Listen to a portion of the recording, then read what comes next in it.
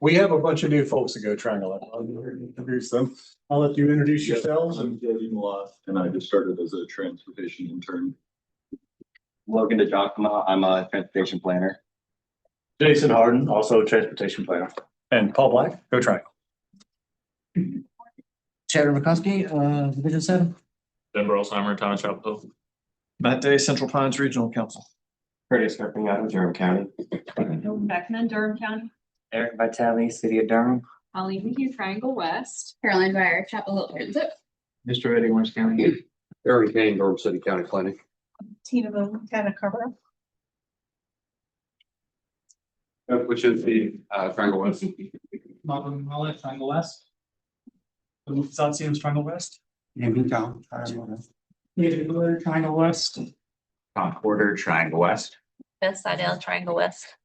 Tasha Johnson, City of Durham, Public Works. Monet Moore, Triangle West. Lucia Zero, Triangle West intern. Bud Palmer, Carver Plant Council. Angela Hollowell, just a photographer. Earl Wells, Kimley Horn. David Keelson, NCDOT, Division 5. Amin Hazava, NCDOT. Jenny Bell, City of Durham. Tracy Parrott, NCDOT Division. Thank you. Got a full house today. Any adjustments to the agenda? There are no adjustments to the agenda. I was made aware we do have one public comment. The floor is yours. Mr. Bell. Thank you, Don Council.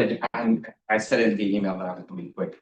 So I'm Cristobal Palmer, newest member of Carver Town Council. I'm also a member of the Chapel Hill Transit Public Partnering Committee. I'm also a resident of Carver who lives 2/10 of a mile from NC Highway 54. And on weekdays, I drive through the project area of TPO 0044, which is in your agenda today to add funding to keep it from being further delayed. I just wanted to introduce myself to you all and say thank you for doing that. We appreciate it. When I say we, I mean we, the transit partners, we, the Carver Town Council, we residents who drive, walk, ride, or otherwise transit that stretch of highway. I will leave some business cards in the back if anyone wants to reach me. Thanks. Thank you. And so with the project and adding funding, you are in Yeah, favor of very much adding funding? Wonderful with that. We're on to the consent agenda. For the consent agenda, we have several items. Federal fiscal year 2025-5307 full apportionment for Durham NC UZA. Federal fiscal year 2025-5339 full apportionment for Durham NC UZA. Approval of the meeting minutes from April 8th. City of Durham request to flex FHWA funds to FPA. And that should conclude the consent agenda items. Are there any questions, comments, or concerns about the consent agenda? Hearing none, looking for a motion to approve. So move Paul Black, go triangle. Moved by Paul. Second by Aaron, all in favor? Any opposed? Passes unanimously. With that, we are on to our first action item, which is the fiscal year 2024-2033 Transportation Improvement Program update, and that's Philmon. Hello, everyone. So this is one of the updates for the TIP that we have on our agenda today. My name is Phil Satsin. I am a transportation planner here. And so this would be our amendment number 8 to our FY 2024-2033 TIP. Oh no. Sorry, 1 second. It's a great amount. Thank you. So this is the last amendment for just current cycle. So any changes moving forward will appear on the next step. So the FY 2026, FY 2035 step. So just listing out some of the actions that really necessitated this amendment. The added funding for BL 0044, as was just mentioned. In addition to that, there are the added funds to PL 0065. This is the electric bus purchase from our last call for project. Onto this project, we're adding the carbon reduction program funds. This is attempt to use them for the there's a chance it might be rescinded next year in FY 26, just with new legislation. There's also the Durham Rockford Rail Trail, also from our call projects. We are adding the right-of-way phase, now that we've been able to come to an agreement with all of the local partners. And also shifting funds on U4726, the project on Carpenter Fletcher Road.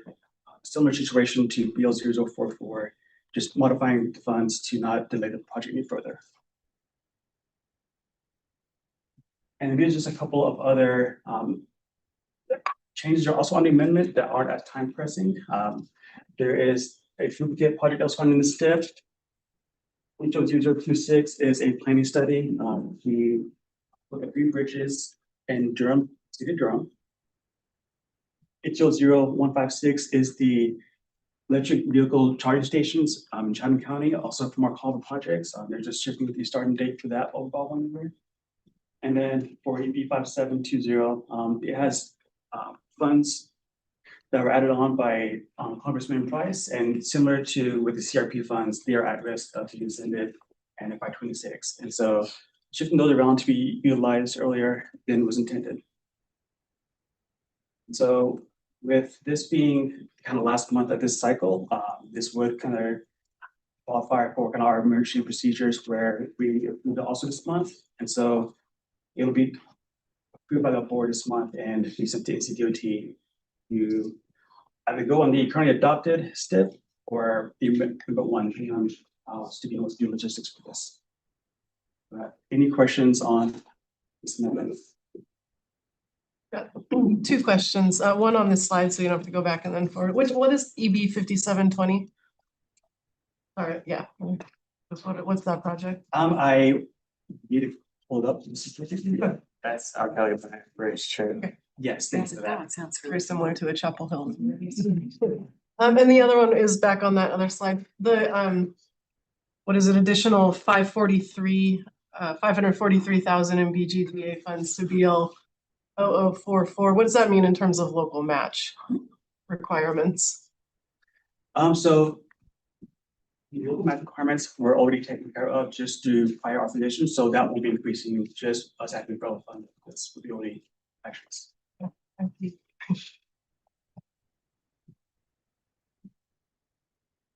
Any other questions? So the action for this particular item is recommendation for board approval. So looking for a motion Bergen Watterson, Town of Chapel Hill. by Bergen, Second. Go ahead, Curtis. second by Curtis, all in favor? Aye. Any opposed? Passes unanimously. Thank you, Brenda. The next item is draft 2026-2035 hit public comment release. It's also, yeah. Yep, I'll feel free for a while. And also with this item, we are adding the air quality overview determination report also being released for public comment. And so this report is needs to be run whenever we have a new tip or when there is an amendment to the MTP for a regionally significant project. And so for this scenario, we have a new tip that we need to run a new air quality report for. And so this report is just to make sure that emissions in the air don't go past certain thresholds. And then it is all inclusive for this area. So projects from Bonnington Graham as well as Campo are on there in addition to ours.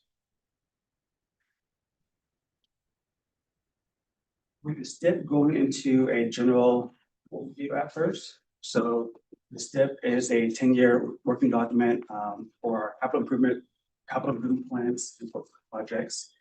The first 5 years was known as the delivery phase.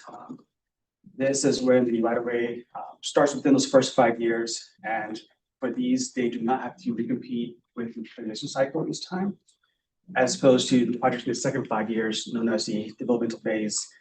These are only funded for preliminary engineering, and they do have to compete in this cycle. So this step also has to be submitted to FHWA and FTA for approval. Just in order to be fiscally strained and to have all the project information, it does have provide variety of project information on the funding and schedules.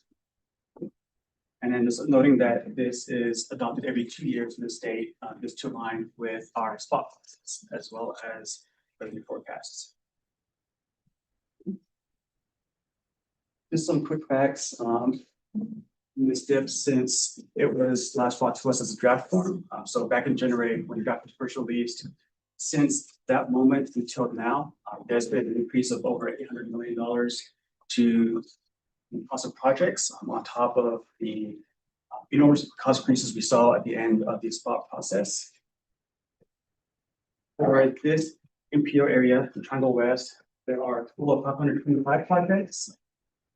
240 of those are statewide projects, and then the remaining are mix of like the other programs, such as open administrator and organizations.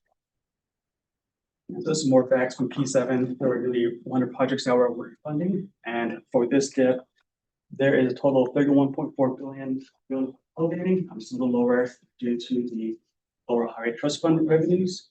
And this disclaimer, that is for the total amount. The breakdown by division and regional has not been released yet, so we don't know that for spot quite yet. So getting to what we're here for today is just the release of public release for our MTIP, also known as Metropolitan Transportation Improvement Program. So this is a subset of the STIP. So the projects within the first 4 years of STIP are consistent with our MTIP. So it should be consistent with our 2050 NTP. And it can be amended as needed. We have a long list of amendments scheduled out once it's adopted, as we just went through with the FY24. So with this being a subset of the STIP, so the STIP is just now being brought to the Board of Transportation this week for their viewing purposes. There are some information from that went into our TPO documentation. And so those are not quite ready yet. And so this slide just kind of has all of the needed changes before we go to public comment. We're just saying I will address those changes if you notice it in the document before, mainly in chapter 3, the financial plan. Many of those charts and figures came from the STIP. They were summarized just from projects in this area. Appendix A right now has the draft form of the funding tables, and so it'll be updated with the final form of those tables, and then just with the figures and tables for various other funding summaries that was provided by NCDOT. And so moving forward with this, once it is released for public comment by our board, it will be out from June 18 to July 18, 30 days in accordance to our PPP policy, public participation plan. And then it'll end with a public hearing at our August board meeting. And then just noting here that the Board of Transportation is anticipated to adopt the STIP in July, and we'll be following it in August. Anyone have any questions? Draft tip, I've got tip, English public comment. So I'm just confirming that what's going out for public comment is the more recently revised version that y'all just received versus what we saw. Yeah, so what is in the documentation right now is that draft just because of when it was released. Right. But by the time But what will be released will be, okay, thank you. We did get a document late Friday and it'll incorporate any changes. Thank you. A document from NCDOT as the final STIP. Yes, that's supposed to the draft that was released in January.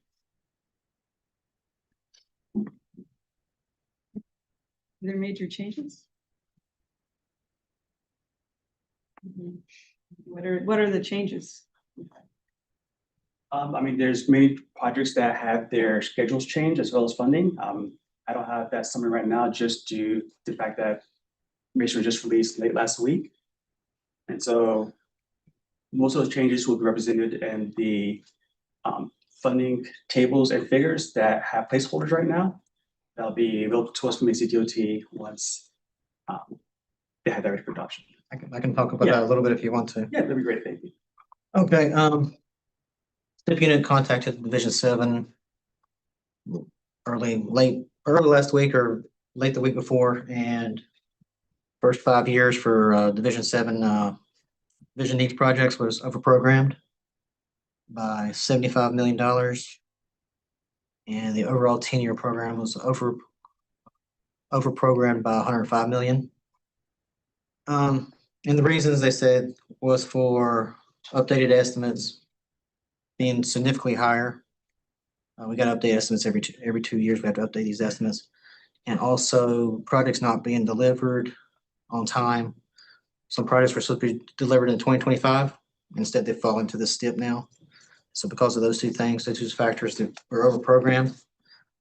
So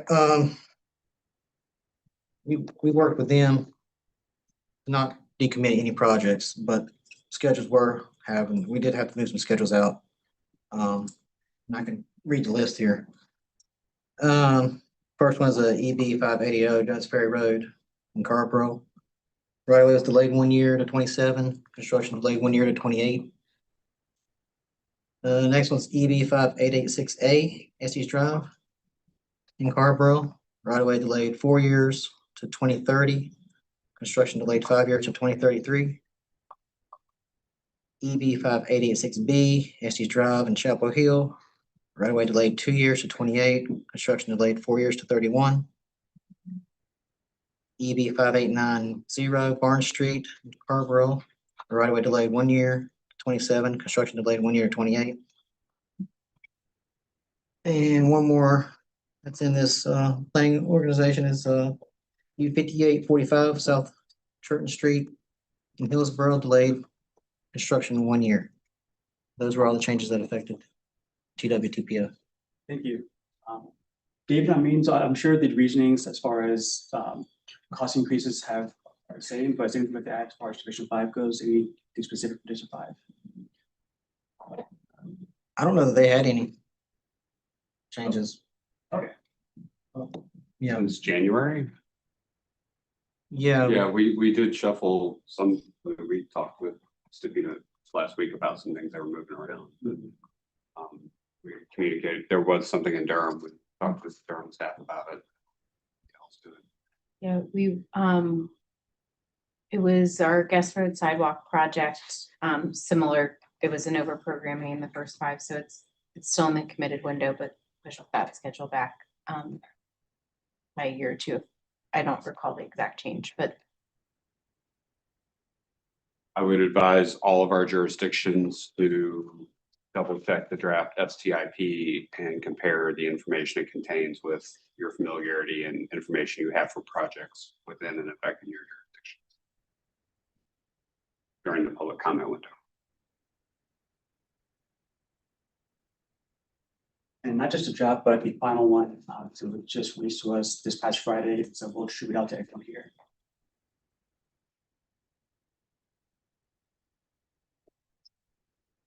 Any additional questions? That we're looking for a recommendation for release for public comments. So moved, Chatham County. Moved by Second, no triangle? second by Paul, all in favor? Aye. Any opposed? Yes, passed unanimously. Guess you're the next item again. Last one, I swear. Spot 8.0 public release of project list. It's a good demonstration of the currently adopted tip, the draft tip that we're working on, and then the one we're already preparing for.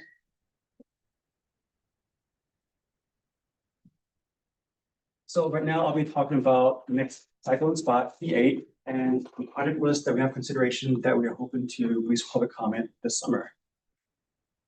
So this is going to a quick intro on spot. There are 6 modes that are in this process. But within this area, we don't have any aviation or ferry projects. And so we just have 4 modes as far as relating to us. These projects are separated into 3 separate categories. There's statewide mobility, regional impact, and division needs. It's based off of the areas of impact that each project has.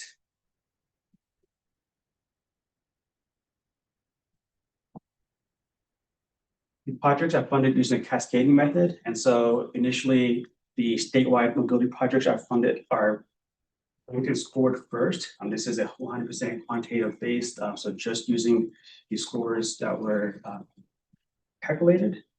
Next, it goes into the regional impact category. Now, the projects that were not awarded funding at the statewide mobility level can then go into the regional impact to compete with those projects there.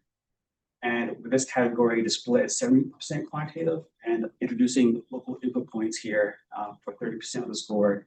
And this is where us NPOs, DPOs, as well as divisions can select a project that is that they would like to kind of succeed more than others to provide a couple of bonus points essentially. From there, any remaining projects that are not funded is cascaded further into division needs. This is the category where we have all our bike projects. And for this one, the split is 50-50 between quantitative and local input points. And here is just kind of visualization of the kind of modal split of the funding. Just kind of gives you an idea of where most of the funding goes, majority of the highway, and then all other categories of non-highway category are included in that 6%. And then there's a flex of 4% that can go either way.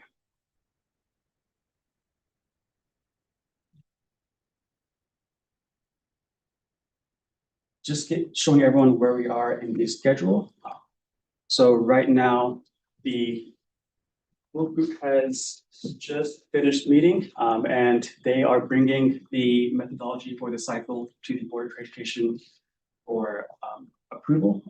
And ultimately, once it is approved by the Board of Transportation, that's when it kind of becomes official news for us to act on those changes.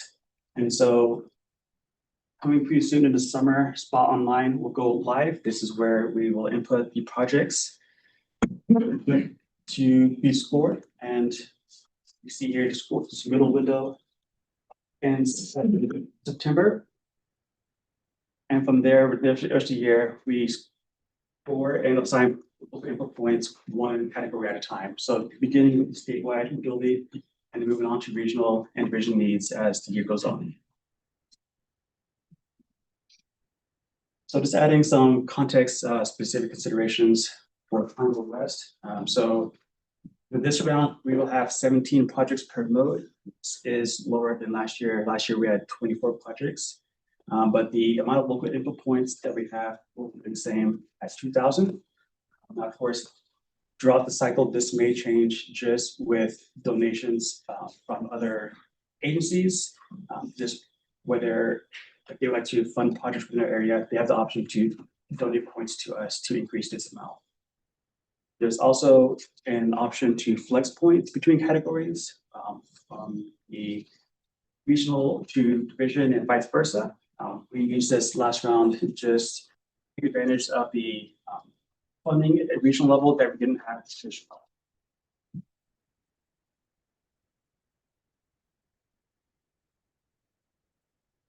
Some more background knowledge on the projects. So there's new and floating tank projects that we solicited from you guys throughout the past couple of months.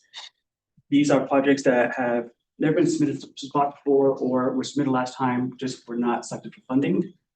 And these do count towards our 17 project submittals per mode. Then there are the carryover projects. These are already in the delivery phase of the STIP. They're not yet funded, and they do not count towards our 17 slots. And although we have not yet received the actual funding availability for each of the separate categories and divisions, just keep in mind that based on what we've heard so far, funding is also limited in this cycle as well. And also to keep in mind that even though we're in the same area, we are not competing with each other for these projects, more so just because of where we are in between 3 regions and divisions, more so competing with others elsewhere in the region. So, for example, Division 7, Region D, also Greensboro area, and this is Salem area. And over on the east side, it's mostly Raleigh that we have a Division 5. just to name a few.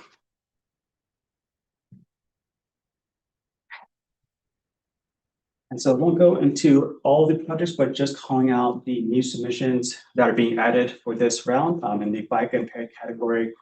There are projects to increase the facilities on the East Coast Greenway, the Panther Creek Trail, for phase 2 of Warden Creek Greenway, for NC 54, for phases 2, 3, and 4 of the Bowling Creek Greenway, Homestead Road, and Warden Creek Greenway West. All these are projects that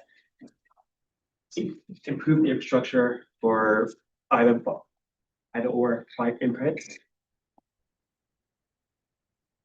Then we have our highway category. On here, we have these intersection improvement projects, Country Club Road, Boundary Street, Oldies C86, Homestead Road, and Lebanon Road from Millfield Road to Eflin Cedar Grove Road.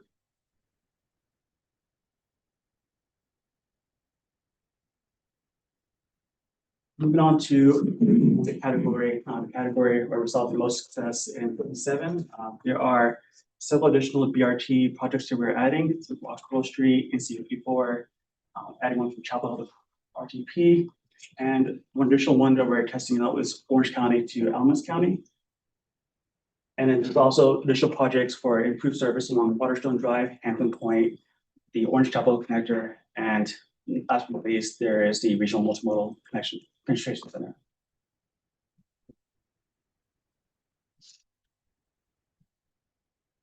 And so, same as with the draft tip, it'll be released from June 18th through July 18th. We do intend to distribute a survey via public input with a mapping component for the public to be able to select projects that they believe will be a priority to them, or also provide comments on what do they would not be a priority. And with that, any questions on? So in the last round spot, the Caratar RPO had submitted the Durham to Roxborough Rail Trail. Are we able to confirm that they're going to do that again? We can ask. Okay. Because if they're not, then that would be something we'd be very interested in doing here. But it'd be better if Caratar was submitting, given how limited space we have within Bike and Ped. Yes, and that was the same case as with the divisions. They graciously submitted several on our behalf for P7. And so there are many such conversations like these, just coordinating with any agency that surrounds us.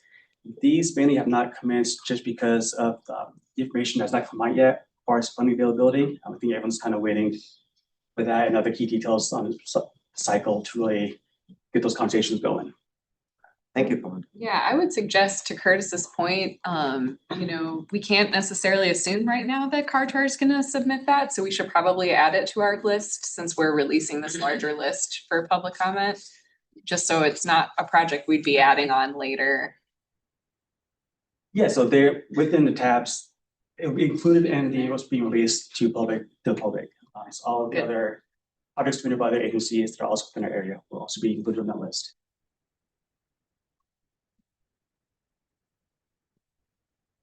Can you touch on how the public, because I know there were a lot of public comments from Spot 7.0. Can you touch on how those kind of influenced any of the decisions that were made last go round?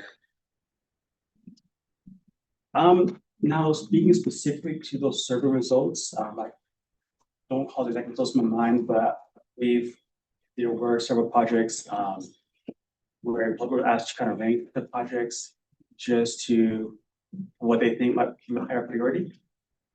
And so we asking for like the results of what we got from that. Nothing specific, just did that affect anything per se? Were things shifted around due to public involvement?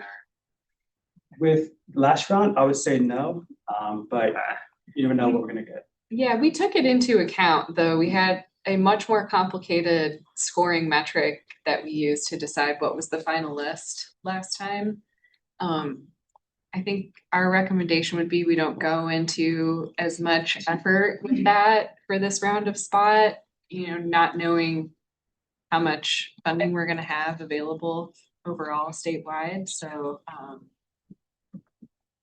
but certainly we should be taking it into account, and the public can give thumbs up or downvote to a project if they don't like it. Okay. Good to know. That's Thanks. also the reason why we are holding the second subcommittee TC meeting in the month of August, just to be able to convene once we have received all comments, so that everyone can review them together. I have a quick question.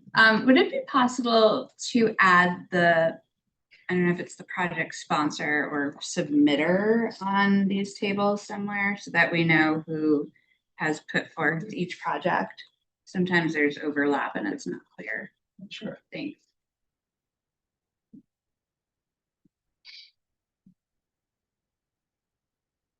Any other comments or questions? The action for this is looking for a recommendation for board release for public comment. So move, Paul Black, go Triangle. Moved by Paul, Second. second by Nish, all in favor? Aye. Any opposed? Passed unanimously. Thank you all. You done? The film and show's over. It's like it's not folks. Yes. Excitement if you want. The last action item is the comprehensive transportation plan amendment, Massey Chapel Road, and that's Bill and Earl. Bill from the city of Earl from Kevin Horn Associates.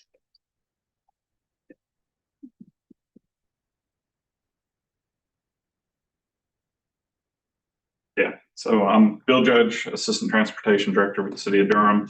As many of you may know, the city's Unified Development Ordinance requires developments to take into consideration adopted long-range plans such as comprehensive transportation plan when planning new development.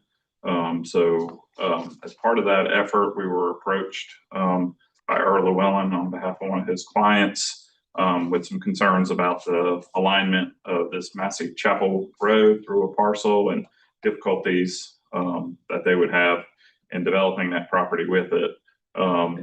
So as part of that, we asked city as well as district NCDOT district office asked them to put together some traffic analysis to look at other options rather than just simply removing the alignment or making major modifications.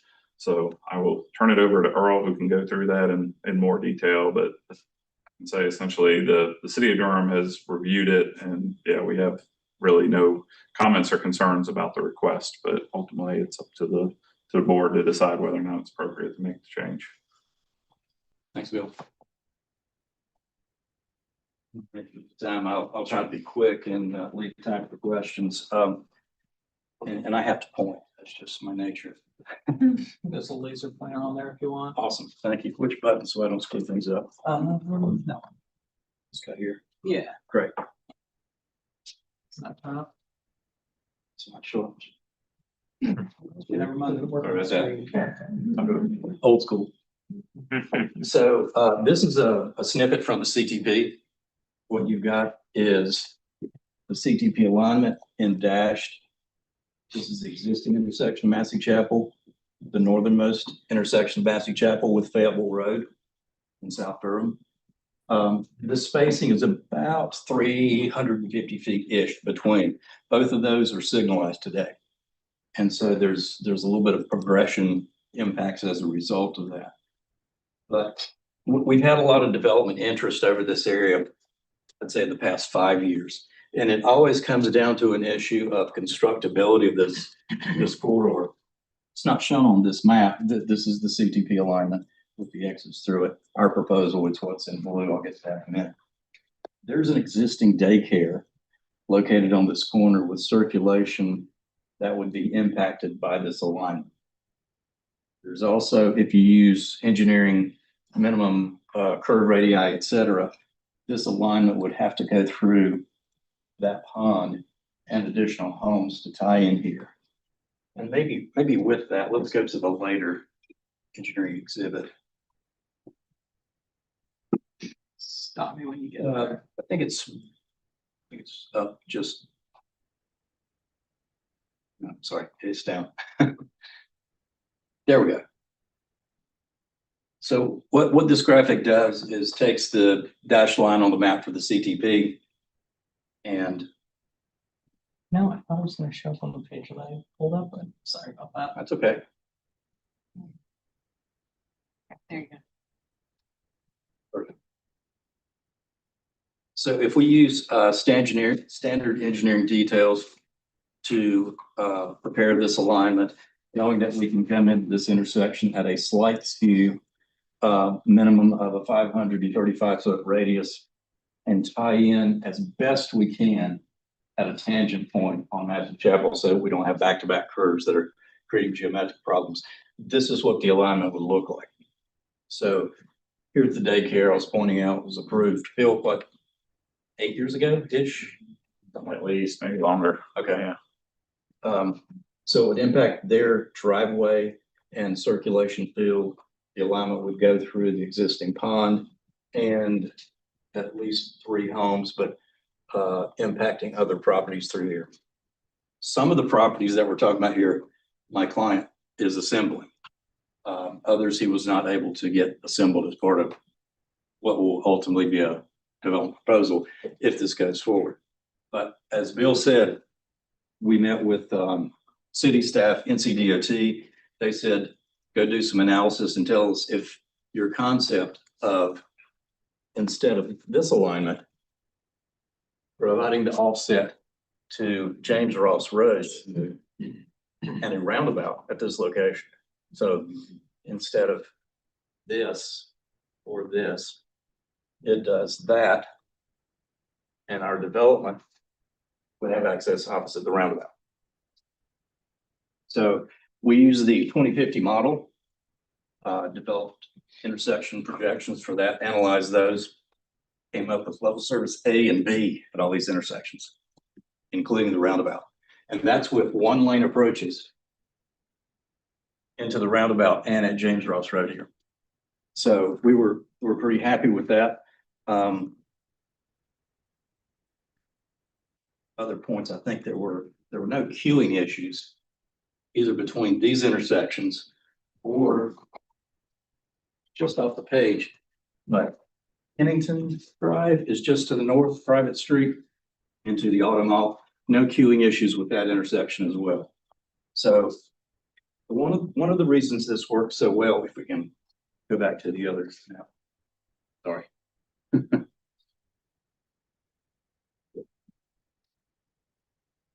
One of the reasons this works so well is because there's very little traffic demand going east-west across these 2 legs. In fact, low volumes in general to and from this side. It's mostly a north-south corridor. So whether these are aligned directly or not really isn't an issue. The spacing issue just today and improving that. This we think is a better solution that is more constructible, quite honestly. And with that, I'm gonna see if there's any questions. I have what may be some dumb questions. So existing Massey Chapel is gonna stay. Is that correct? I assumed it couldn't have Okay. been that bad. This would stay. No, what about the northern one? Great question.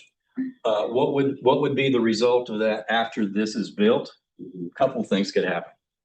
You could cul-de-sac this road just beyond the daycare, or you could have access beyond the daycare into this segment and cul-de-sac it before. More likely, it would be broken just beyond the. But there daycare wouldn't, driveway. that interchange of the northern Massey Chapel and Fayetteville would no longer Be public. that intersection, I mean, that would no longer be, that intersection would be removed. Right. So would James Ross be signalized? Yes. Yeah, we assumed it would be signalized. And that's just based on worst case scenario. Obviously, it would be contingent on the volumes warranting a signal. We wanted to assume a worst case scenario of queuing along Fayetteville Road, and so we assumed that it would be.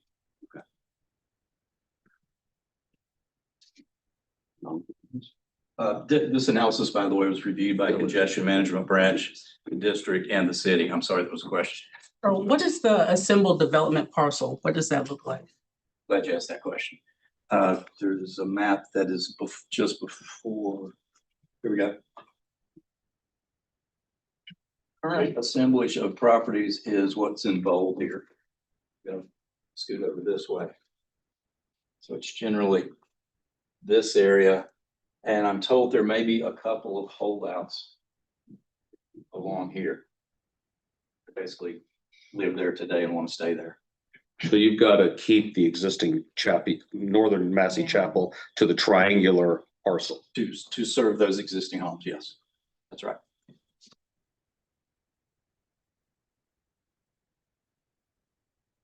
Anything else? Has there been any outreach from those property owners to this proposal? There has been from my client, the guy who's assembling the land, there's definitely been outreach to some of them to say, here's what's proposed. Do you like that, or do you like the other alternative better? I think they didn't want to get involved, to be honest with you. Yeah, my only concern would be if I was one of those property owners and then all of a sudden somebody's not letting me access Fable Road. As long as they've been contacted and have had a chance to weigh in.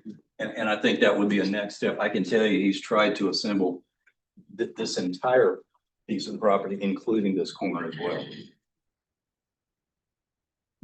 That's certainly a fair point. And I think, correct me if I'm wrong, there would be a public comment period if you guys see forth to move this forward to the board.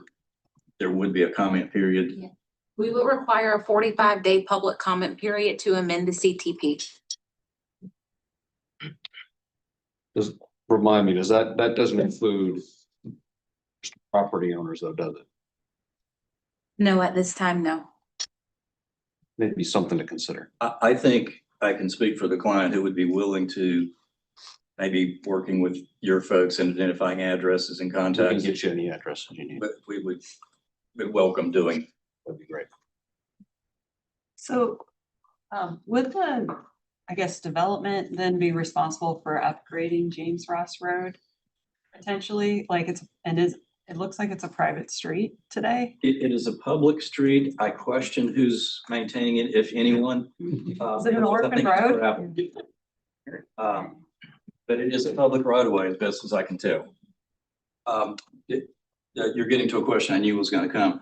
I don't think we have the ability with the property that we control of improving James Ross or constructing the roundabout completely, because we would need some area north of this intersection for the roundabout itself, because we have to have, the roundabout has to be basically centered on Massey Chapel Road to provide deflection from both directions.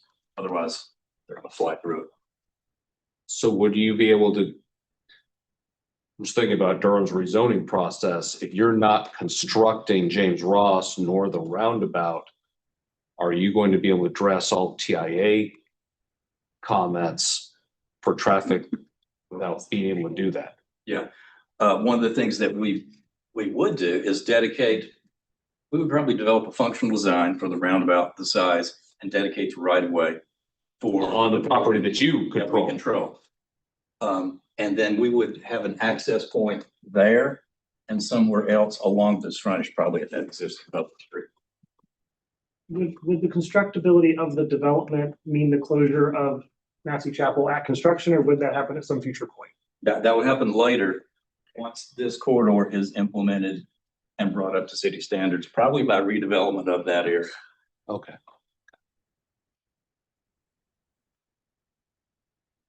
So, I don't know how much people are familiar with orphan roads.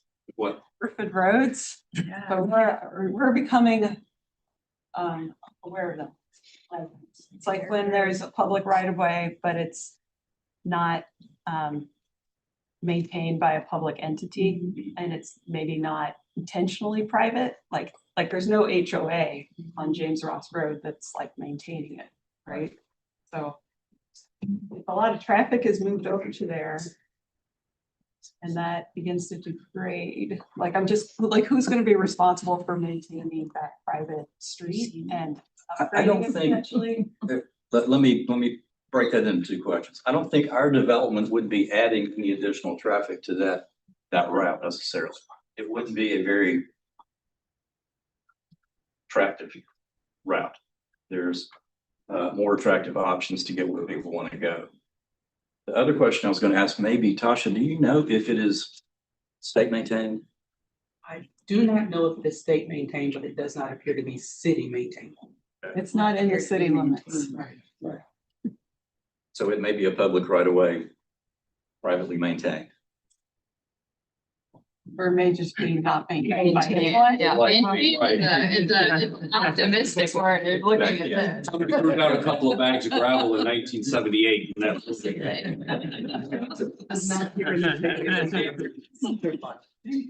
what they thought. I did not check the Powell bill, which is my go-to. It's in the county today, so like in this. You check the, It's not in the state maintained road shape file. I just pulled it up. Yeah. I didn't check to see if it had a standard street blade or a private street blade. Not that that's always right. So it's just like learning about this, because we've had a few situations in Durham County. The state law allows the residents to petition the county to help them upgrade their road to get it accepted by the state for state maintenance, but they have to be assessed and they have to pay for it. Which they mostly don't like to do that, right? It does have a private street. Yeah. Does it? Okay. We saw that. It's also not on Google Maps. There's no street view for it. You can get the end of it if you get close enough and kind of turn. But GIS does indicate it as a public right of way, if I remember correctly. Yeah. It's on Yeah. paper. Again, it's not, You can see it right there, yeah, right? yeah, it's not unusual that others think that. Are there houses on the properties fronting? I can't tell. James Ross? Yeah. Can't tell from that aerial if they are or not. I Doesn't think, look like it. I think this one is, but to be honest, it may have. It's gonna have access. Yeah, I'm pretty sure. So I don't. It's hard to see, but it looks like there may be a driveway to this parcel.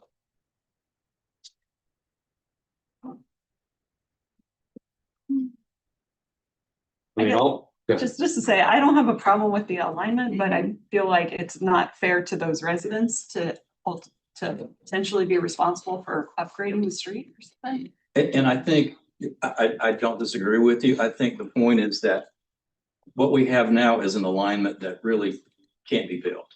And so we're trying to find an alignment that preserves the continuity, still works from a capacity standpoint and can be implemented in the future once those properties are assembled and redeveloped.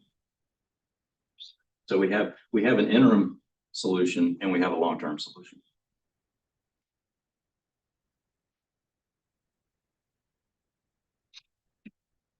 Anything else?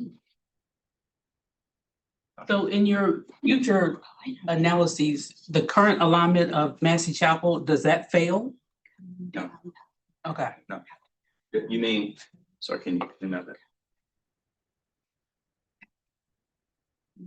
This intersection here? The northern, This one? yeah, will that fail in the future? No. Okay, Well, so it'll. I didn't analyze it in that location in the future. Okay. That wasn't one of the asks. They basically said, we understand the dilemma of meeting the CTP. We don't like the existing spacing. What happens if you do the alternate, analyze that solution? So we don't know that that one won't work. The southern middle. I think that's a fair thing to say. I don't know that it won't work. The DOT's perspective, and Bill, you were in this conversation, I think they were concerned about leaving the current alignment, not knowing the traffic progression issues between two signals that are closely spaced. Yeah, I would say it's working today with both intersections signalized, but it's challenging and it's suboptimal. Yeah. I haven't driven it since it's been signalized. It's pretty recent. Is the existing pond a farm pond or natural pond? I don't know. Because I guess what I'm thinking here is we're talking about redoing all of this and realigning the access to Fayetteville Road there with the understanding that your client is not going to actually build that. It'll be built by some future developer of the portion north of Massey Chapel. We're doing that primarily to avoid a pond that may not exist in the future if it's a farm pond and your client drains it. There's two things. It's not just the pond, but it's the impact of the daycare and the other structures. I think what we're saying is that we have talked to the daycare folks and they obviously don't like the CTP alignment. Your point about the pond is, and we're going through this on a couple of other projects. There's a process to drain the pond. Yeah. But what happens if there's residual wetlands after you drain the pond? The ability to control your destiny, knowing that you go to all that effort to drain the pond and you still may have a wetland there that you have to mitigate impacts. And if that's the case, then the Corps is going to ask you to avoid and minimize.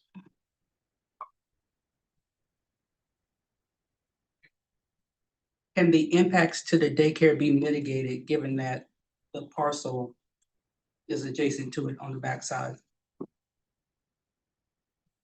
Go to the other. Yeah. That's.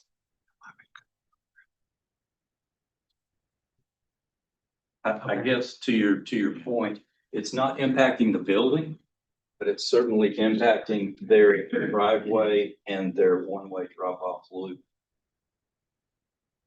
Right, but the new parking lot and access on the new alignment, assuming that the pond is not an issue? I think from a functionality of the daycare, their drop-off works. Their drop-off needs this aisle here to function. Okay. Otherwise, they're probably going to be queuing into the street. And like I said before, it's sort of threefold, maybe fourfold. It is the alignment at the intersection, the impact of the daycare, the impacts associated with potential wetlands associated with the pond and draining the pond. There's the impact of these homes here, that these are the ones that don't want to move. So understanding that in Durham, what percent of the CTP roads are built by developers and assemblages, this one, knowing all the hurdles, just simply can't be built because we don't have power of eminent domain to condemn that or any portion of this if we don't control that as part of the assemblage, or any properties that don't want to be included in the development. But in your other map, those three houses are shown as part of the assemblage for the development. The map that I showed you earlier is what they are targeting. I can tell you it is not what everyone's agreed to. There are holdouts. There are holdouts that chop this up a good bit, including those, I think, maybe one of these two. And I want to say this one, which there's no house on it. I'm not sure why they don't want to participate, but, and I apologize, I don't have that map handy. I don't know that it exists, but. So what we're trying to do is, you could look at this and say, well, you're just trying to shove the road onto somebody else's property. It's not your problem. I think what we're trying, and that's partially true. Yeah. But we're trying to do it in a way that actually can be done in the future, because I don't think the city's going to see this as a high priority. DOT is not going to see it as a high priority. We actually would like to accommodate this if we could. We don't control our destiny with properties we don't own.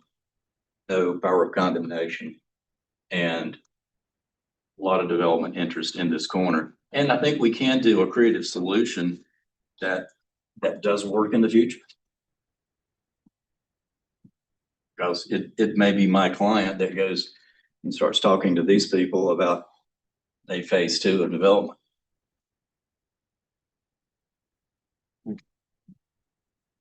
So just so I'm clear, like existing Massey Chapel Road shown there will have to stay open. Yes. And you'll probably also have to I don't know, will you have to upgrade the intersection there? with Fayetteville?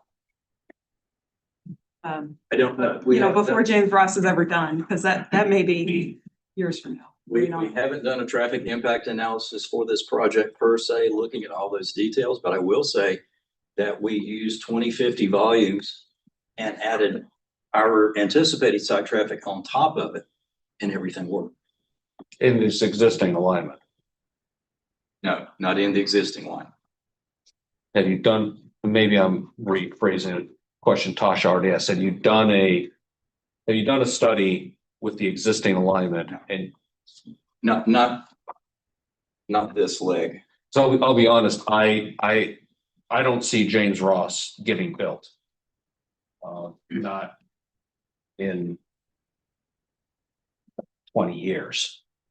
I mean, we can move the CTP over there, but that's a huge expense for a future developer on that small piece. That's smaller than the one you're talking about doing. And so my gut is that if we approve this, we're going to end up with the existing alignment for the lifetime of this CTP. I think we're in the same dilemma with an even more expensive. Well, I'm not saying that's a great idea. I just don't want us to be fooled that James Ross is going to solve the problem. It's not, because it's not getting built.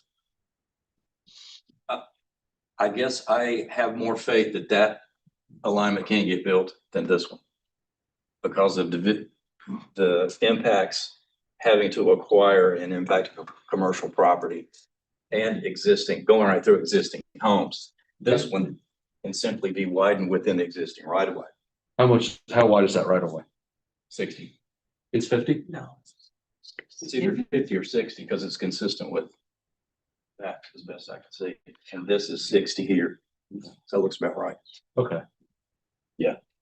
But the one thing that might need to change would be this area. Obviously, for a roundabout, you're going to need some additional right of way right at the intersection for the circulatory wheel. But yeah, it would obviously have to go from gravel road to a city standard street.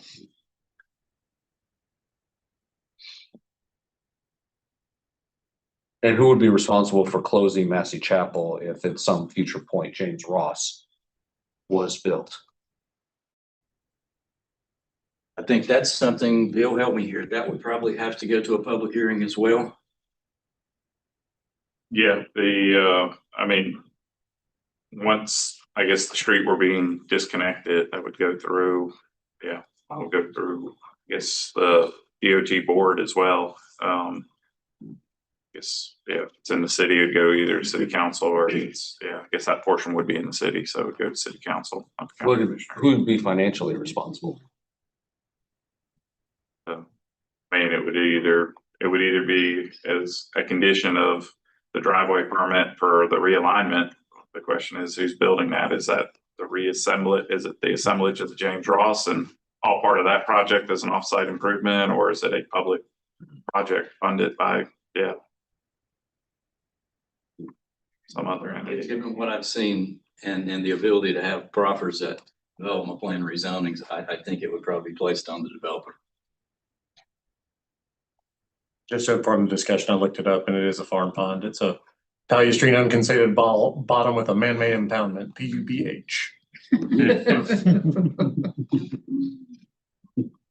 Is there a no build scenario? Like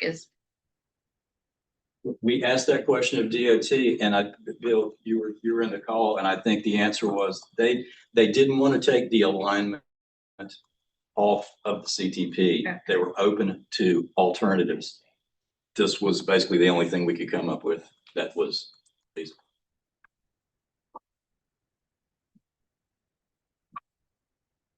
And I think maybe the city also was of the opinion we don't want to take it off.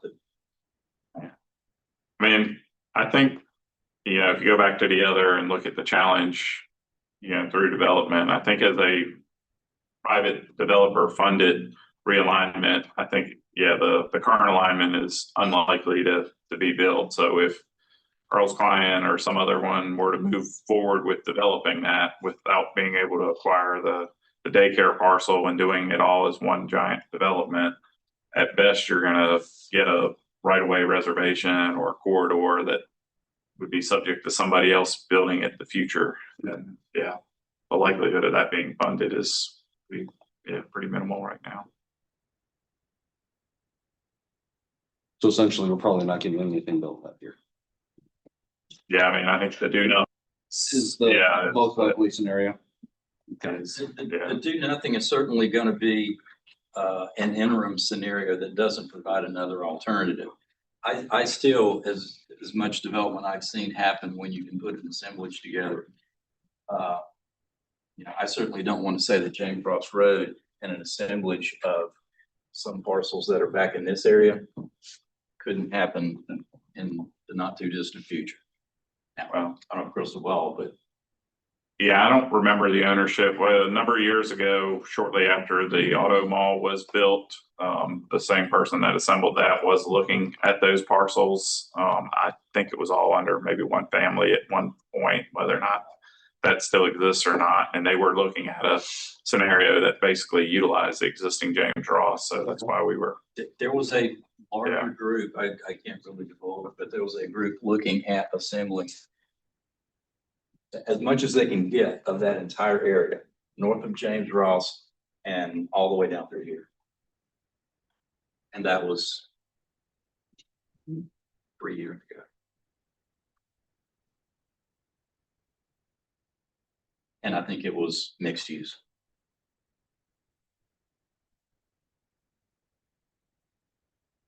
So I think of CTPs as being 50-year plus documents, and the fundamental question here for me is, do we take a short-term improvement to get the intersection spacing better? Or do we hold out to get rid of the signal one day? Which is what you get if you leave the current CTP in place. I don't really have a dog in the fight. I'm just framing it up so we can keep moving because Young Ping still has to talk. Oh, God. Yeah, I'm a little unclear on what the ask is too. I think the ask is to remove that alignment down there. That, but what is our like function in that? We have to make a recommendation, okay, Recommendation. thanks. I think there's other questions, but I know you guys have other things to talk about, so. Should we take a vote, or does anyone have any recommendations for this? What is the vote? To approve this, or let the board approve this? Revise recommend me to shift the alignment. Yeah. I don't believe there's release for public comment. There would be. There would be. Public comment. Okay. Are we voting to release for public comment, or are we voting to recommend approval? Review and recommend. Yes, we should revise that action. Yeah. I feel like the residents of James Ross do. I'm sorry, what? The residents of James Ross Road need to be. Recommendation. Right. Yeah. Yeah. Can I move that we recommend release for the 45-day public comment Yes, period? 45-day public comment. Thank you, release for the 45-day public comment period with additional, I don't know, mailed notice to adjoining property owners? Yeah. Is that reasonable? And we can provide those addresses. Yeah. Who would you like to provide that information? My thought was just adjoining property owners of the right of way. I should have noticed that. Oh, I thought you all, I don't care. I can't speak for my client, but I'm gonna strongly encourage. I mean, we're talking about maybe 2 dozen letters. Right. You know, He's already in conversations. $20 in postage. He's already in conversations with all the developers on the south side.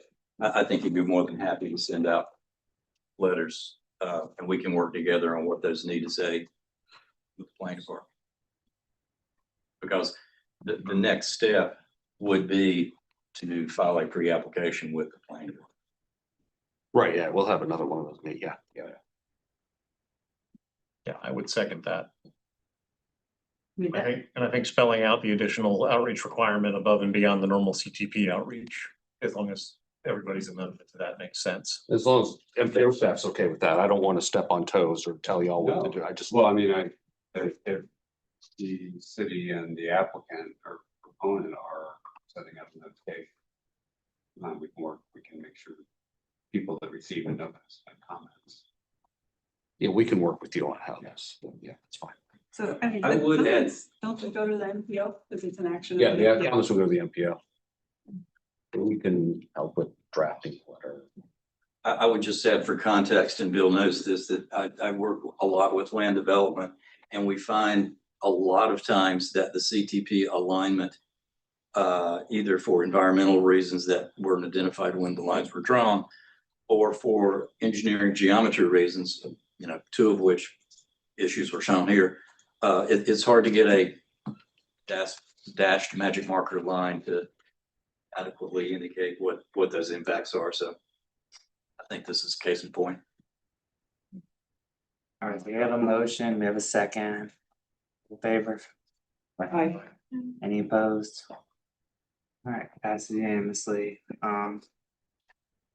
With Thank you, that, everyone. thank you. With that, we're on to our one info item, 2055 MTP preliminary preferred scenario. Yeah.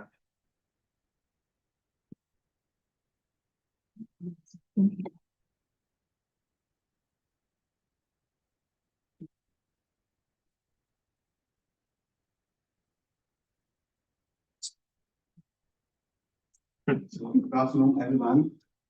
Yeah. The presentation is on preliminary preferred scenario for 2055 metro transportation plan. So it's a series of presentation and one part of the steps of phase for the preferred scenario. So this is a milestone and schedule. So we already gone through object goals, efficiency analysis, alternatives and evaluation. Now is in the preferred options phases or step. This schedule, as I mentioned in the past, is scheduled mostly for the technical work or modeling technical work. For example, we propose the June, July for the preferred option, and afterwards, we will go back to you and the board in August for presentation of the result and asking for a release for public comments.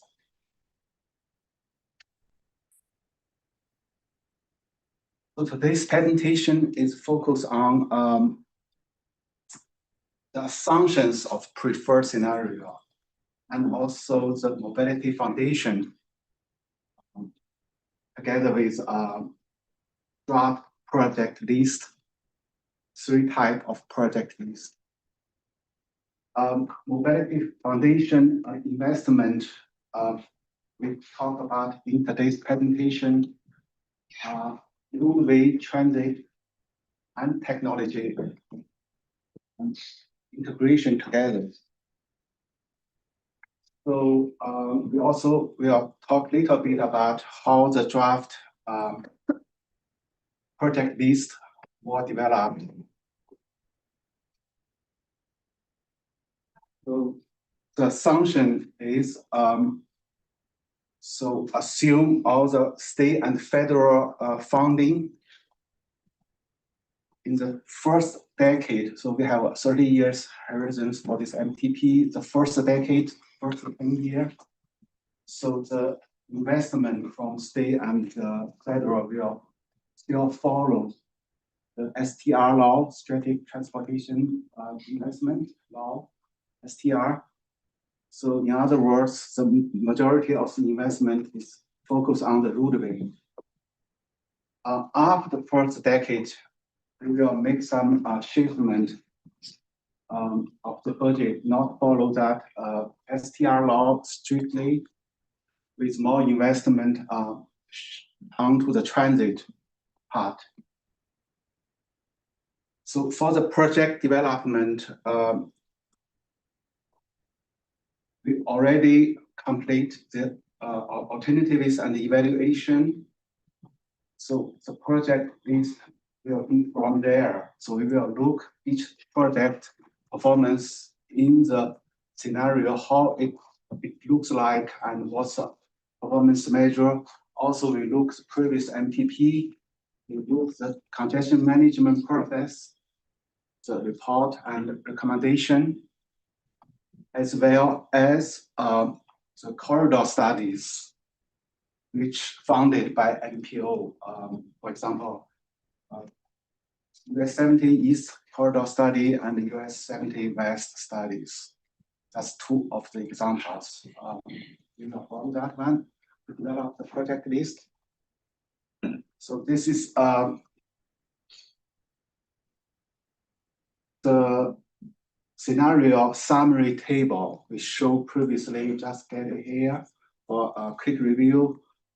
We have four scenarios. First is a baseline scenario, existing past committed project.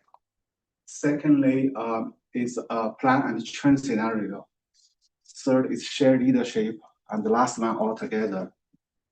So the first three project is follow the budget. If we have total revenue budget, we follow that based on the 2050 MTP in some page. And the last one altogether, we have more investment on the transit. In other words, it's not a strict constraint by the budget. And you can see for land use scenario, it's not a topic for today's presentation, but we will address it in the August presentation. The last one I want to mention altogether scenario with high density development.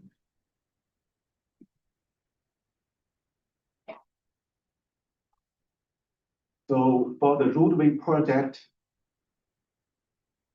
we use one of the alternatives is altogether scenario as a base and make a further adjustment to develop this draft list of the roadway project.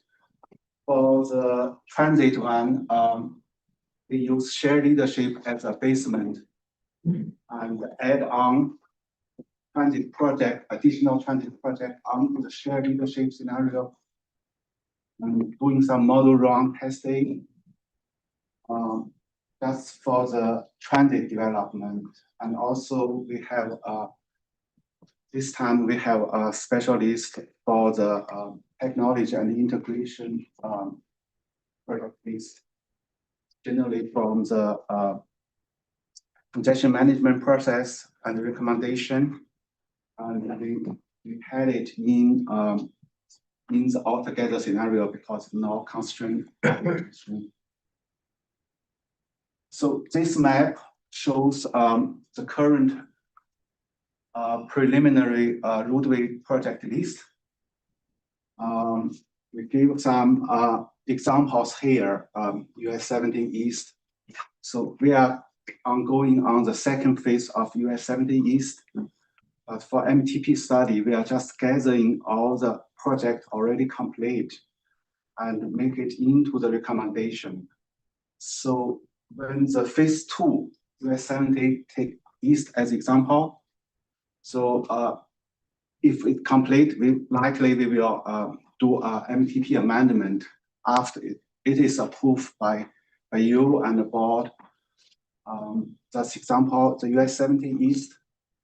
The second one is Dorm Freeway, high occupancy vehicle lanes. We saw the congestion there from the CMP process, from the alternative analysis. Based on the MTP goal, we thought HOV lines is better than simply widen the road because it's not provide a better movement for the multi-occupancy car trips, but also for the transit. So for example, BRT or express bus can run this line fast.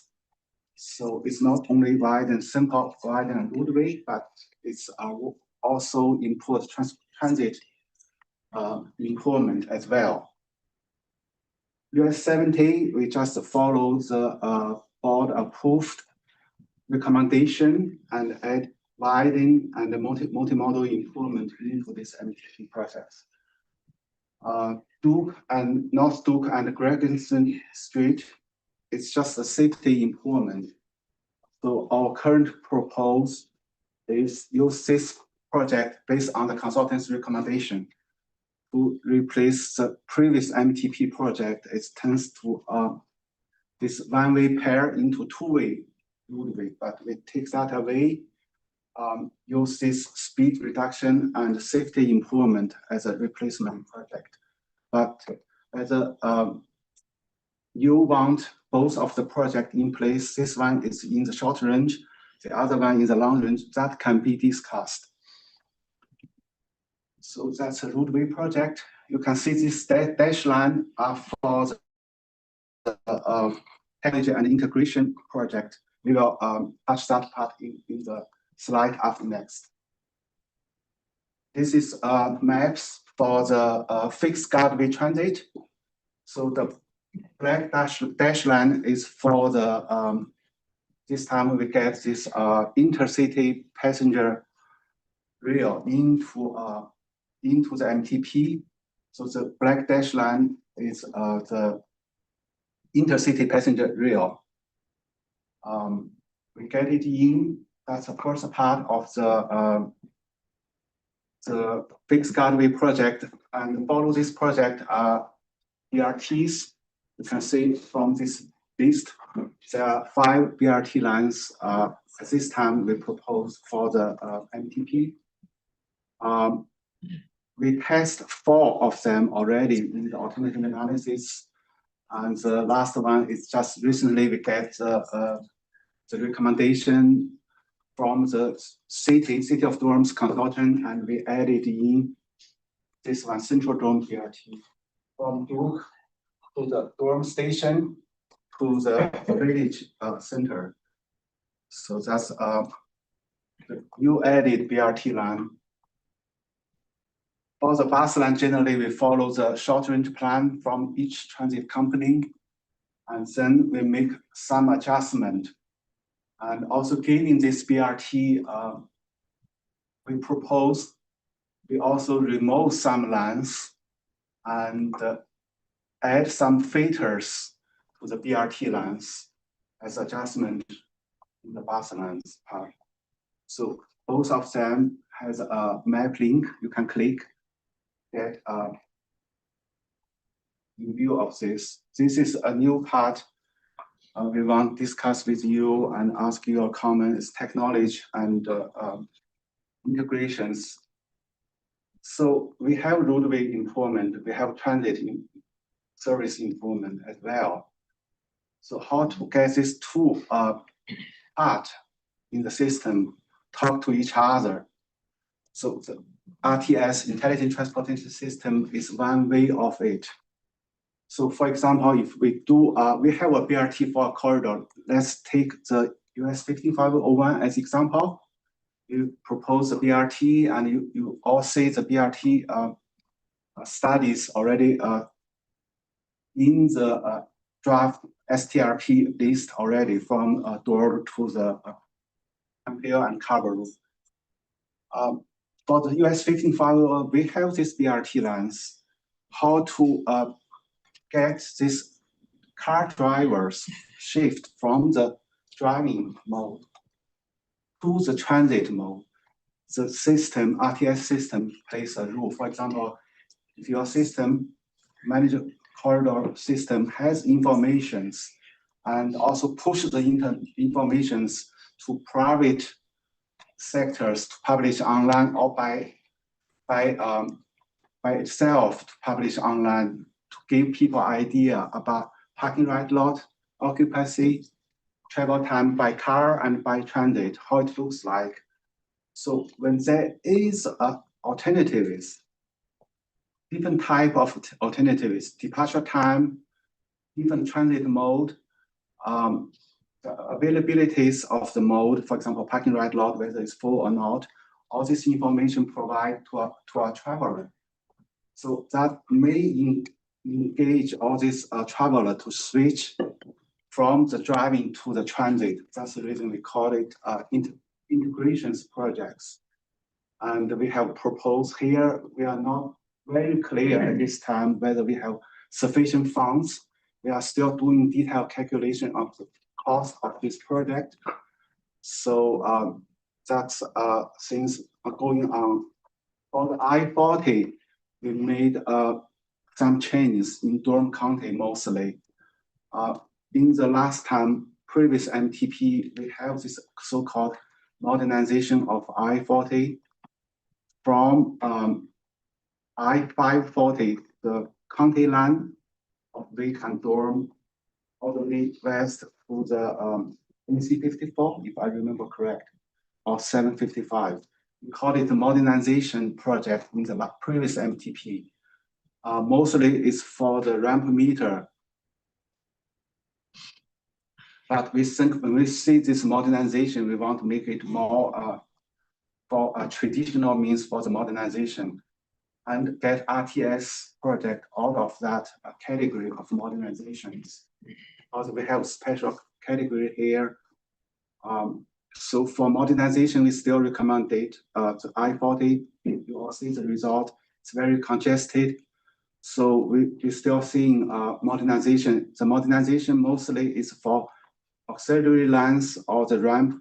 If you want to have a longer ramp, this kind of improvement. But that require a detailed study for that. That's I-40 modernization. On the other side, we move this ramp meter project from modernization to the technology part. So it will include a dynamic shoulder as well in order to get the traffic congestion looks better during the peak period. So that's a new proposals for RTS. This is very early stage to develop a preferred options. We need your input. That's the reason we have this presentation. Also, we propose to have 3 meetings with you by county. So we will send the invitation in June, 2 weeks before the meeting, maybe to invite you to have a meeting by county, to listen to your suggestion, comments, objections. We want to get your input for this process. So that's the goals of this presentation. We deliver this draft list for your review, and we hope we can get your input. And we will send the meeting invitation by county very soon before the board meetings. So same time, Monet will give a presentation on the outcome from the public engagement for the alternative analysis. Thank you. Thank you. Thanks a lot.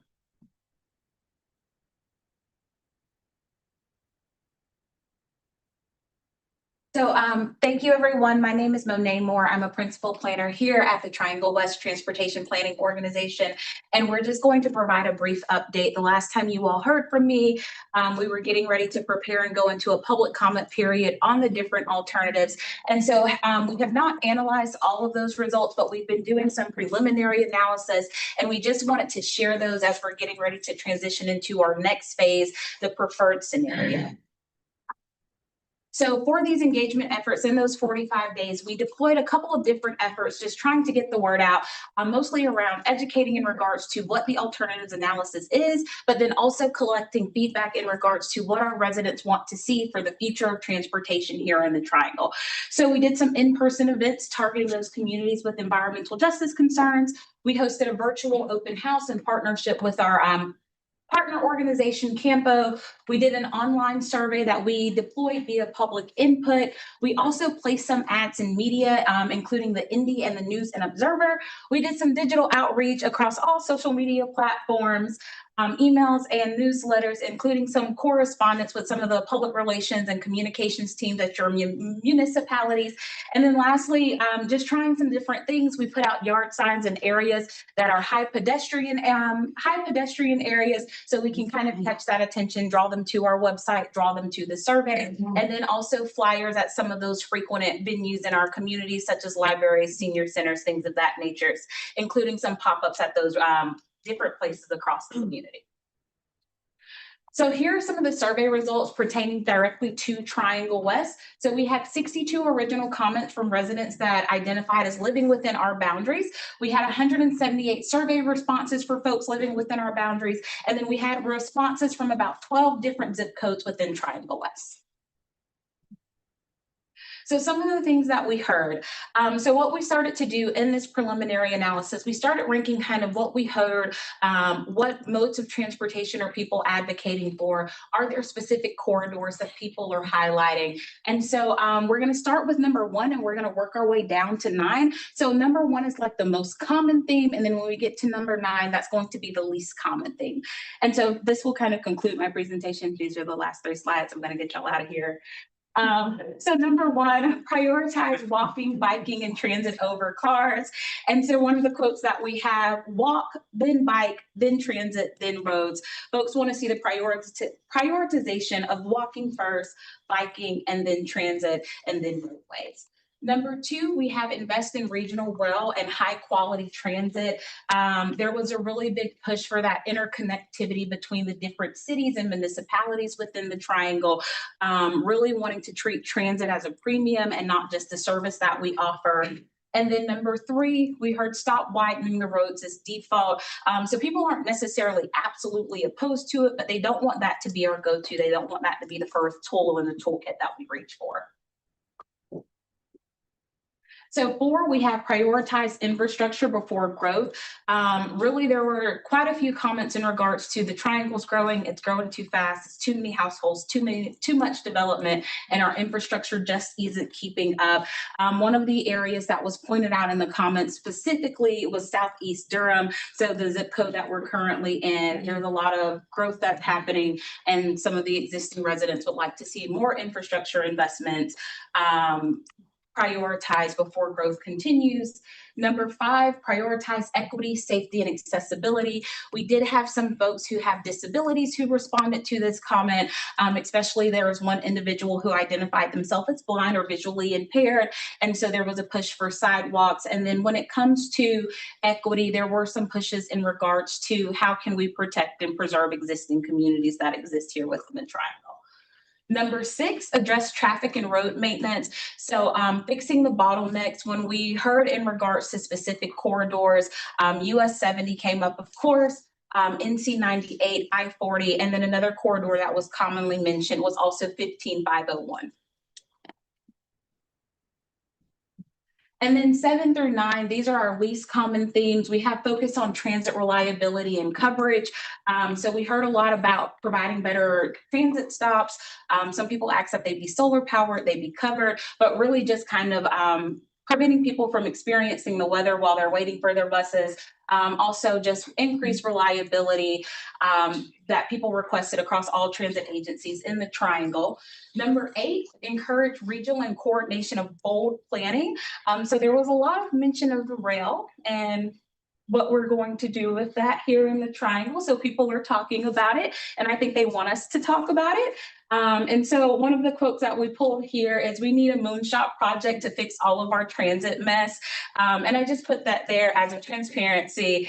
They want us to try, and so we're going to try. And then number 9, encourage smart traffic and mixed land use.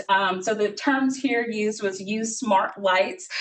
So going back to Yao Ping's presentation, that incorporation of ITS, and then also advocating for things. So you see the direct quote on the bottom, consider removing right on red and pedestrian heavy areas, improve intersections, employ more roundabouts and fewer lane widenings, lower speeds to 20 in residential areas with heavy foot traffic. And then that comment also goes on. So what we So what we will be doing, a little bit of what's next for us. So we're going to do a detailed analysis of all of these results. We're going to provide all of the comments that we received in the final document that we're preparing. So if you saw Yao Ping's presentation, which we all did, we're working on that final document now through the month of July. That will come back before your body. It will also go before our board, but the full scope of the comments that we received and the survey will be in that document. But we did want you all to kind of hear what we're hearing prior to the meetings that are coming up, and we'll be able to share this information with you all. Were any of your engagement efforts in Spanish or other languages? So we do have some engagement efforts that were in Spanish. Unfortunately, we don't have any Spanish speaking people on staff, but we were able to get some of our materials out in Spanish. And then our survey was also able to translate via to Spanish and other languages, just using the tools that Public Input has.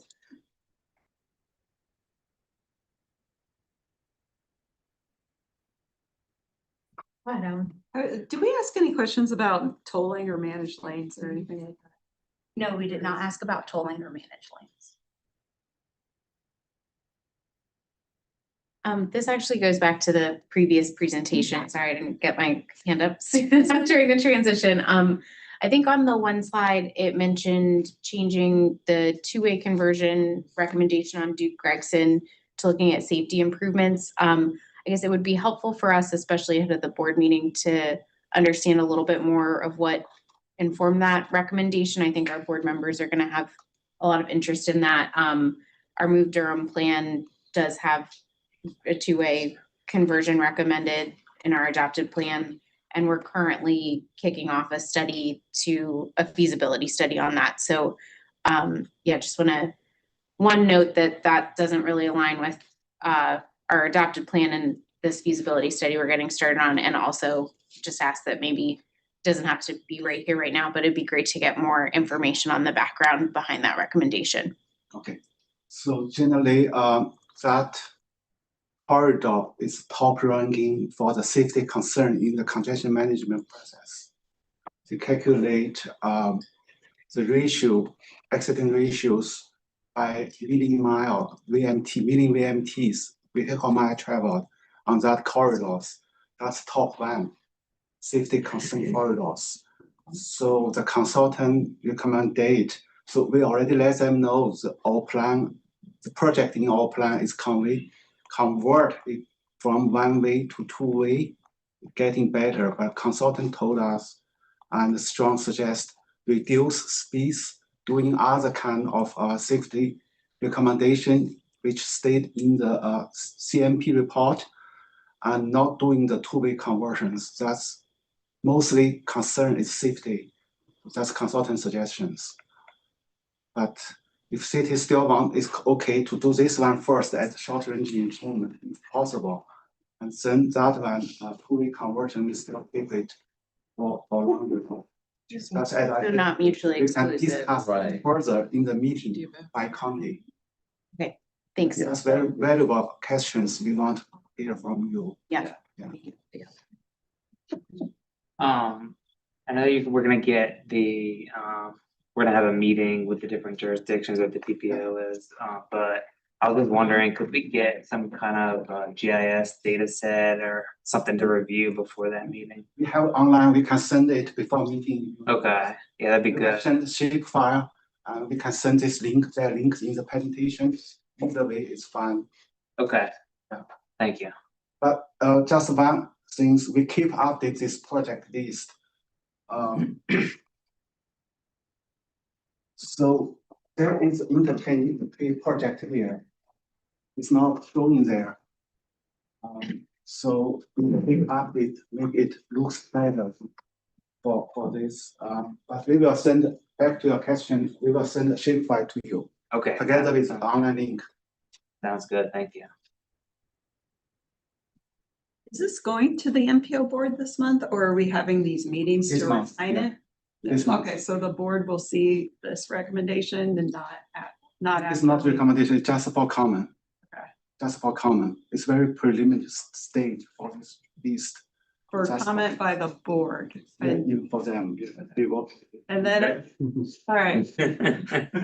I just to like Aaron's point, like there's probably, I have some comments. I don't want to get into them all here, but like I want to make sure that they're integrated before it's like widely released. And I do think it will generate some comments at the MPO board, probably. We'll try and get those meetings scheduled before the board meeting. I mean, if you can, but if not, you should probably just caveat it a lot that there will be some work. Okay. Internal. the board meetings and next week. Ellen, we could ask the board if they'd like to meet in July at your request. Oh. Say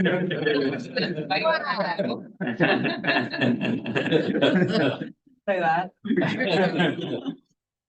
If you could just provide that link to the maps, and maybe that would give us at least an opportunity to send comments into staff in advance. We can send again the maps, table maps. The meeting with the locals, that would really be helpful for the board meeting to have their discussion for those comments. That way the board can be known that, hey, we need to coordinate with staff. Hopefully we can get them scheduled now, but I mean, That'd be great. Soon, because it's not just the input for what's written in the plan, we also have to make those adjustments in technical analysis. And then So model that it takes again, more yeah. time. The plan is not gonna be adopted till in the fall, right? I mean, the final recommendation, the final action, and even the public review period is in the fall. Based on that schedule is October or November week. Right. That's after public engagement. Whenever do 45 days, yeah, right, we have to take that into account. So we hope we can get a result ready early August and present to TC and board later August, and then goes to public engagement for 45 days and going back October. But if there's 1 month delay, it will go through November. And for us, we're adopting this one as well as BGMP is also adopting their MTP as well. So we have two MTPs we're trying to. Yeah, we talk with them. We get their preliminary recommended project map ready. Yeah, we get that project map. Thank you. And then just for these meetings and for further discussion, like, will we have financial information about costs and Not quite assumptions yet. of where We the have money's some coming? preliminary cost, but not yet ready. Fully ready. We have revenue from that. So cost is ongoing. It's not really ready. Both highway and transit is not fully ready. But in general, for this recommendation, I think maybe we have to take away the worst case. Maybe we have to take away the multimodal integrated corridor ITS project away. Maybe worst case, or even BRT line. But in general, it's okay because we don't have the commuter rail in the recommendations this time. So it saves a lot of cost. Last time we have commuter rail, right? It's costly. Yeah, well, yeah, I'm interested in those details, I guess, like specifically how it compares to the Durham County. Yeah, so transit if you want cost information, likely we have to move after the board meeting. We're using the transit plans though for some of the cost estimating. Yeah, ours is, Some of it. ours is just kind of vague right now, so that's why. Well, I thought, I mean, that's the best information we have to go off of. Yeah, I know, we are short on information right now. were you gonna add something? No, I was just gonna say, on the revenue side, we used straight from the current adopted county plans, which I know they're all in various states of being updated, but that's sort of what we looked at on the revenue side, is the latest and greatest current numbers for folks.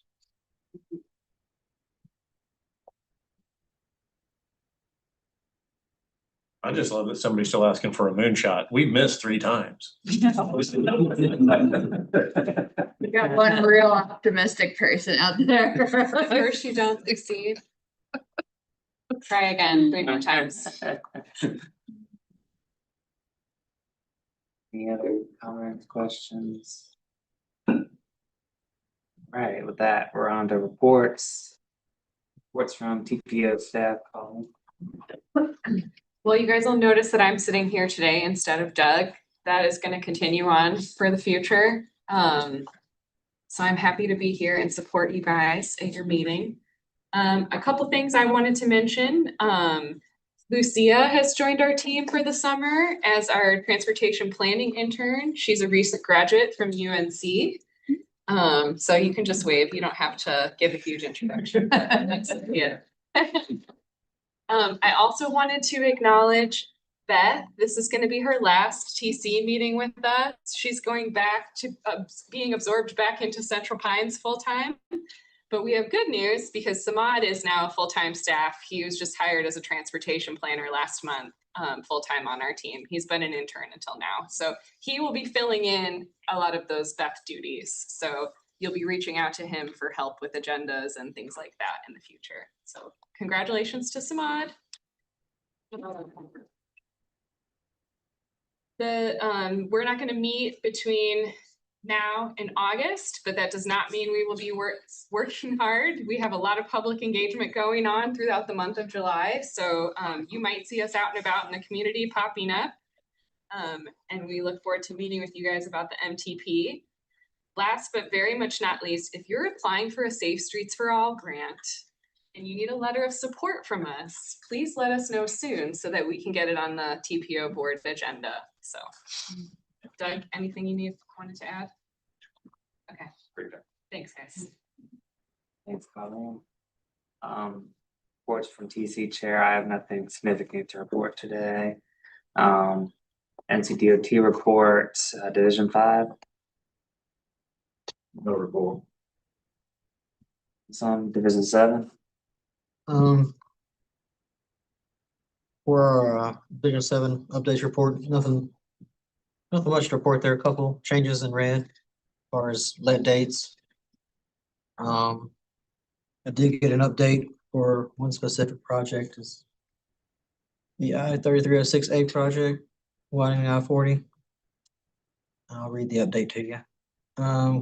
DOT started traffic shifts to the new inside travel lanes between I-85 and New Hope Church Road. Traffic shifts between New Hope Church Road and Durham County end. At the end of the project will continue in the next few months. After the traffic shifts, we are installing a barrier wall on the right shoulder so we can finish drainage work and pave shoulder replacements on the outside. Work on the side roads and interchange ramps will probably increase later this year. Starting the last section of the I-40 bridge over old NC 86 right now.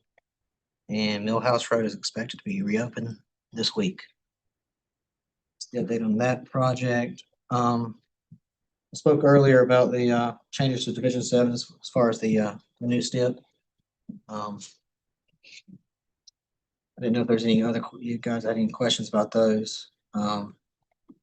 As mentioned, we tried to make sure that we didn't know projects got decommitted, so we pushed out the projects that were necessary, but we kept everything committed. Also, the Region D projects were also overprogrammed, but we worked with Division 9 and we were lucky and fortunate enough that they moved some projects out. We didn't have to delay anything in Division 7 for a regional. That's all I got. Thank you. Division 8. Good afternoon, Brian Kluchar. No changes to the project update. Be glad to take any questions. Thank you.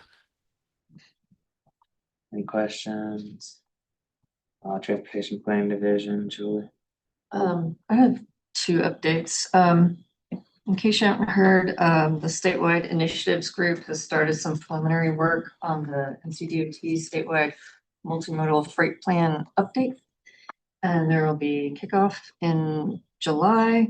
There's a survey you can take to help inform the desired focus of the plan. And I'll send more information to distribute to the TC. And then there's one more, if you haven't heard already, the NCDOT is seeking input about NC by train intercity passenger rail service and expected improvements, expansion being planned in the next couple of years. There's ongoing public engagement, open houses, and there's 2 remaining this month, one in High Point and the other in Kannapolis.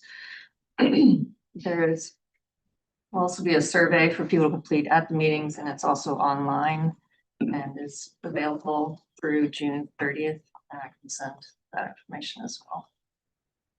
If there's any questions.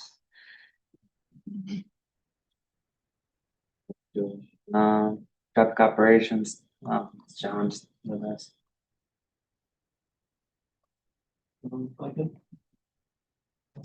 Anyone with IMD on today? All right, with that, our next meeting's not till August 12th. Looking for a motion to adjourn. So moved. Moved by Paul. Second. Second by everybody.